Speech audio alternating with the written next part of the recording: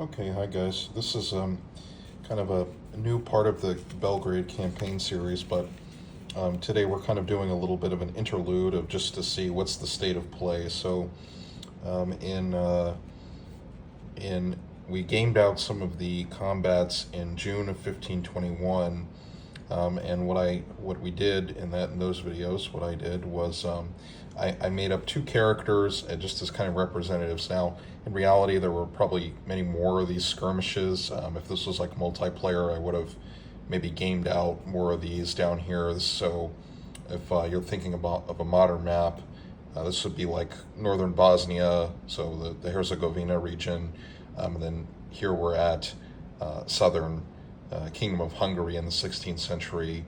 But it would have been at that time, or today this is Serbia. So what we in as the series unfolded, now in the real campaign, the fortress of Szabak or Szabac in Hungarian fell or put up resistance in our game to the Ottomans, and that was the kind of main thrust of the Ottoman army by July of 1521. And I'm going to read a little bit.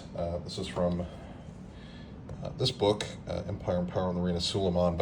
And this is actually about one of the a guy named Jalal Mustafa, who becomes a chancellor. So later in his career, but early on he's a scribe, and he takes part in the campaign. So I was going to read a little bit about this just to contextualize it of the real history. Mustafa, meaning Jalal Mustafa, either present in the meeting as the Grand Vizier's secretary or on the basis of Piri Mehmed's testimony, informs his readers that the Grand Vizier proposed to besiege Belgrade. His nemesis Ahmed Pasha, on the other hand, advocated for a more ambitious plan, capture Szabac, or Szabac, I think, and then march to the Hungarian capital, Buda. Piri Mehmed was concerned that the Hungarians would use Belgrade, 50 miles to the east of Szabac, to attack the Ottoman army from the rear. So let's just stop for a minute. So in game terms, that would mean that the Ottomans were concerned about the Hungarians being able to move in their backfield.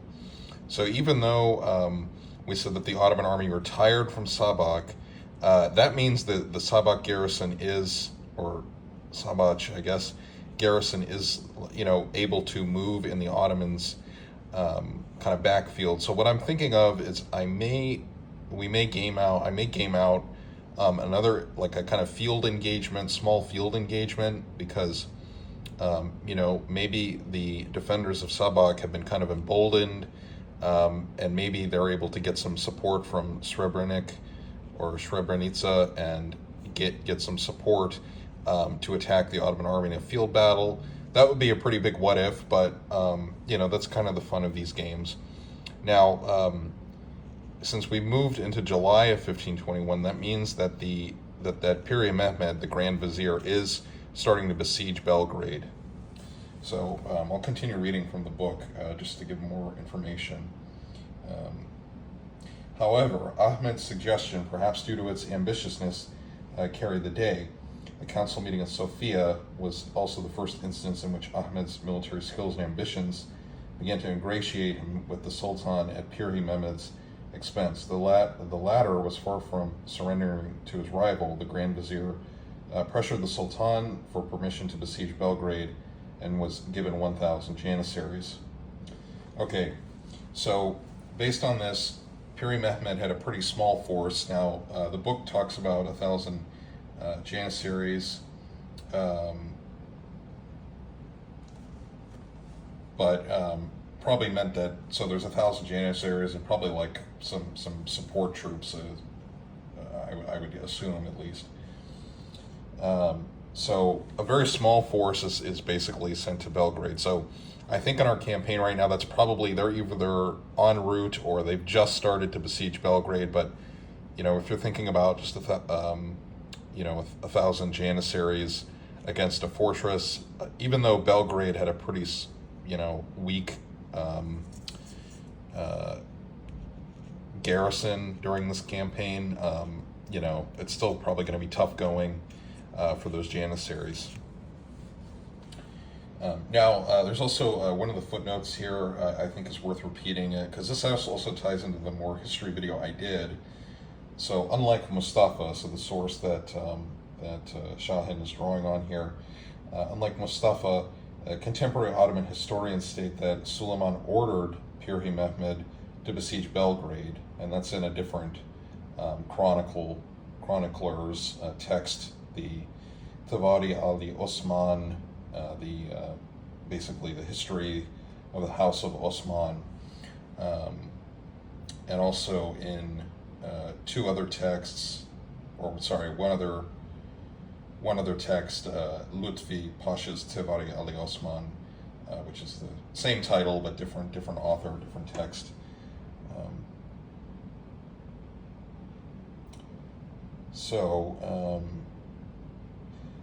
Continuing on, leaving the Sultan with Mustafa in tow, Pirhi Mehmed marched to Smederevo, where he was met by a force of 10,000 light infantrymen from the Anadolu Governorate.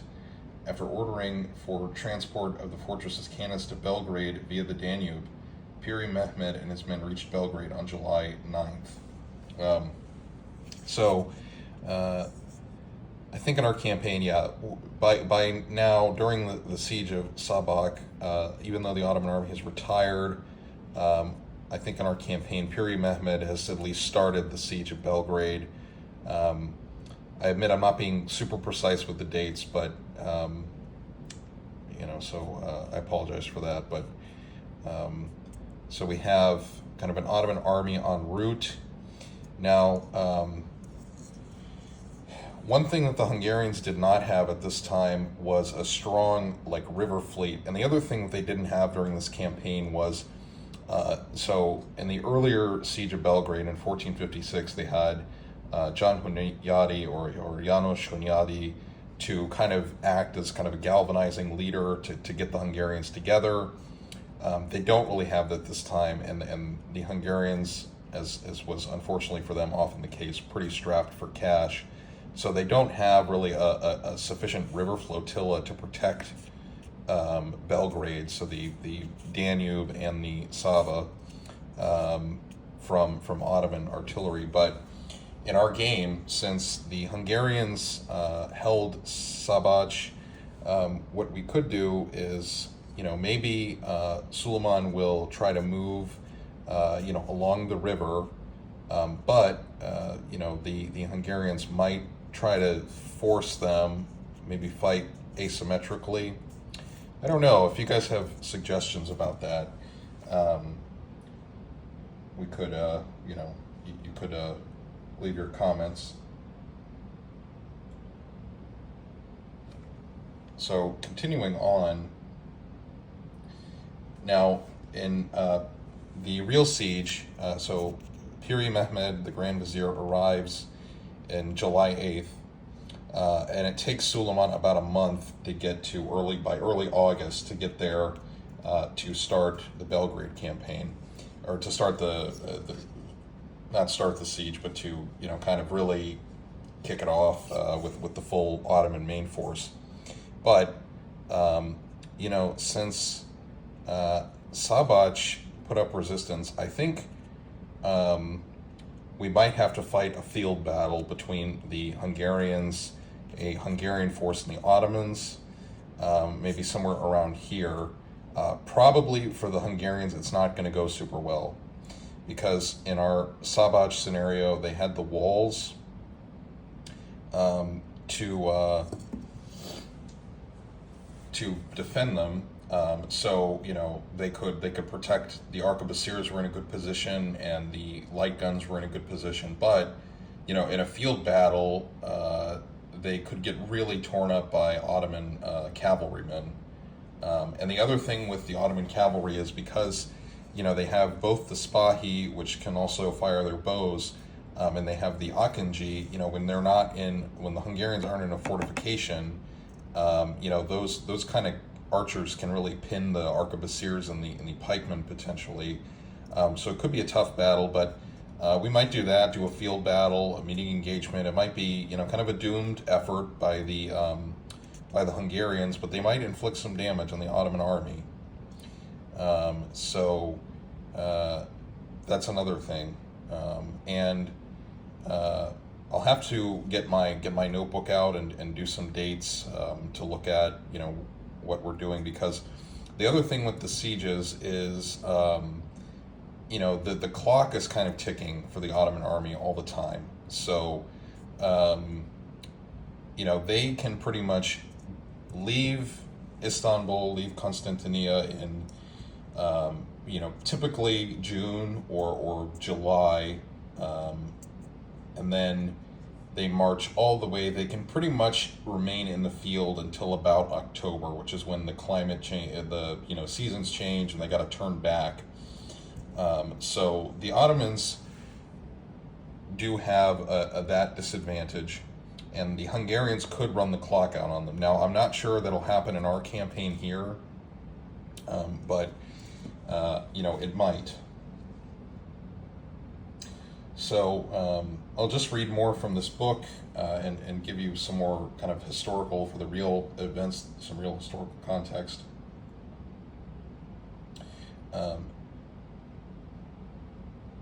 And yet another indication of factional rivalries. Piri Mehmed's son-in-law and the second vizier, Mustafa Pasha, supported the Grand Vizier's case. So this is another thing with, it's important to keep in mind, that the Suleiman at this time is really not as absolute a figure as one might assume. He's about 20 years old during this campaign, 21, at any rate, his early 20s. And the other thing is, Suleiman does not take part in any campaigns as a prince, because he comes to the throne. His father dies quite young, and then he comes to the throne at this very young age. So he doesn't really have very much, combat or generalship experience. So really, in this campaign, it's kind of the viziers running the show, and at least that's my read on it. And that'll also be the case at Rhodes. So continuing from the book here, Piri Mehmed finally received a much-awaited dispatch from Suleiman informing him that the Sultan was coming to Belgrade. Although Mustafa presents this as the Sultan's choice of the more reasonable alternative, the historian and Grand Vizier Lutfi Pasha, he was Grand Vizier 1539 to 41, who wrote his work around the middle of the 16th century, argues that the Sultan received intelligence reports about the King of Hungary's reluctance to face him in an open battle. Rather than returning empty-handed, he thus decided to go back to Belgrade. Indeed, King Louis II's counterattack abilities were seriously hampered by tensions among his barons and prelates. So, we have the same problem with the Hungarians. You have a monarch that can't really get his guys together to counterattack. So that's why if we game out a field battle, the Hungarians would be at a severe disadvantage. But if they did want to support Belgrade, these guys over here, and maybe the guys in Srebrenica, they might have to, kind of fight their way to Belgrade potentially, while the Ottoman main force has not yet arrived at the kind of the main siege camp. And to read more about the historical siege, the Sultan's arrival with the main army in early August changed the nature of the siege and sealed Belgrade's fate. Piri Mehmed was humiliated once more when his sector was transferred to Mustafa Pasha's command, and he was relegated to a less important sector. Ottoman forces breached the city's defenses the following week, but the fortress held until the end of August, when it surrendered to the Sultan. Heavy artillery fire, the frenetic activity of the Ottoman sappers, and waves of general attacks had finally exhausted the defenders' resources. After supervising the repair of the city walls and sending raiders into Hungarian territory, the Sultan left Belgrade in the middle of September, reaching Istanbul around the middle of October of 1521. So in our game, so reading that and bearing in mind, so if Suleiman arrives early August and he left by mid-September, That means they're still on the clock in terms of our kind of gameplay of what they need to do. And what are the stakes of capturing Belgrade historically?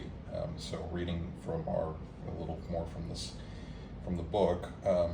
Strategically, the capture of Belgrade and Bordelen, Sabak, the Turkish name for Sabak, meant that the southern defenses of the Hungarian kingdom were breached, and that the next invasion army could utilize these fortresses as forward bases. Indeed, the loss of Belgrade, Nandor Fehérvár in Hungarian, had been called the beginning of the end of the medieval Hungarian kingdom. So that's kind of the stakes. I just wanted to read that a little bit and kind of get into, the historical situation and stakes, and then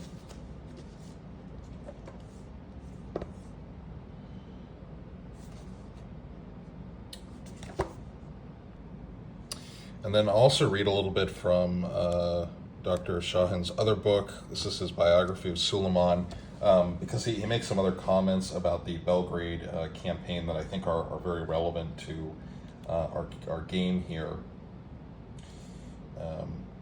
What had started as a general campaign against the Kingdom of Hungary with the aim of marching onto its capital, Buda, and forcing its king to a field battle, thus ended with the conquest of Belgrade, which itself was a result of the Grand Vizier's insistence and his risky departure from the main Ottoman force.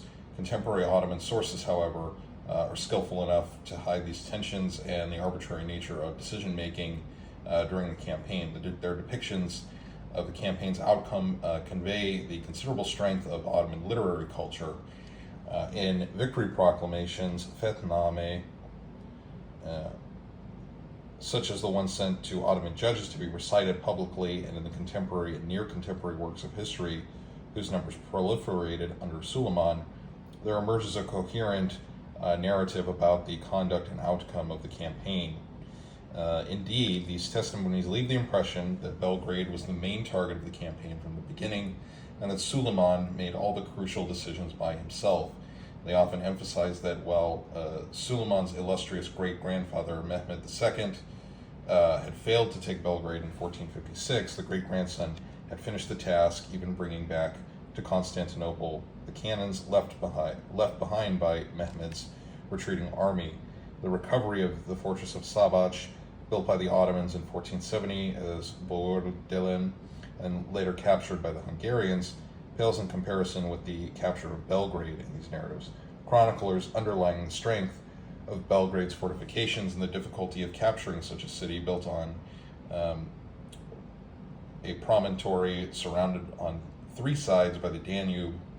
Propaganda is a word heavy with negative connotations. It often refers to willful deception.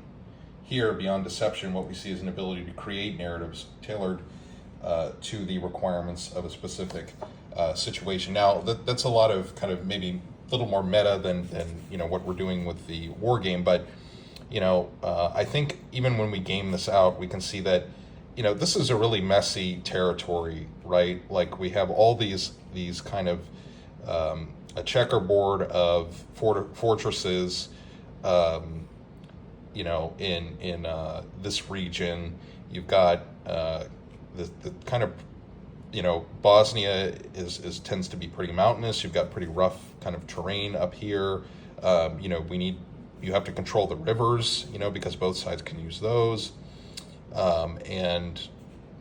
So things are in flux, and the Ottoman command, as I've been reading in this video, is like really not sort of unified.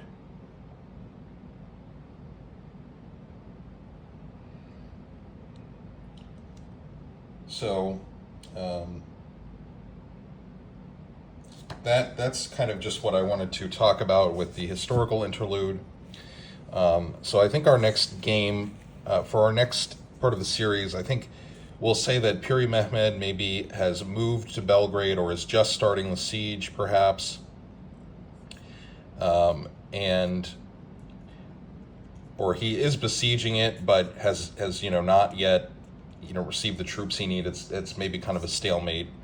But we do have the Ottoman main force moving on to Belgrade, and then we might have to fight a field battle because we've got these guys in the rear. Now the other thing, and this is something where maybe you guys could make a recommendation. Now, Sabac is on the river, so maybe they could just river down to Belgrade, but the Ottomans may have boats up in here that could stop them, so we could war game that out too.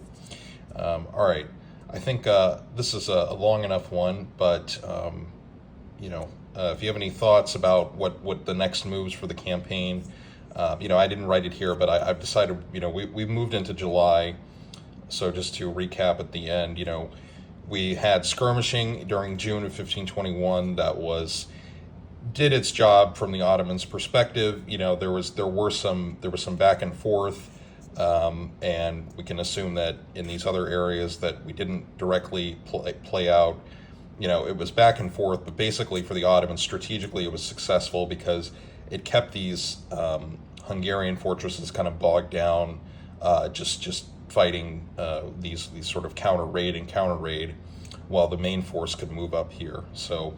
But Sabac had put up resistance to the Ottomans. So so that's what's going on with the campaign. Hope you found this interesting at least. If you want to learn more about Suleiman, this one is probably the most kind of affordable book. I think this is only not very expensive. $29.95, and I don't know, maybe it's been put on sale periodically. Good book. We have another good one. This one's a little more expensive, but they kind of cover Suleiman's reign. It's just two different vantage points. This is from the Chancellor Chelazade Mustafa, his career during Suleiman's reign, and then obviously this one. And this is really the only good biography of Suleiman that's been written. It's very good, and this is one that also actually uses the Ottoman sources, which the one by André Claude that was around for many years, I think pretty much only used European sources. So, check those out if you want to read more about Suleiman. Thanks for watching, and I'll talk to you in the next video.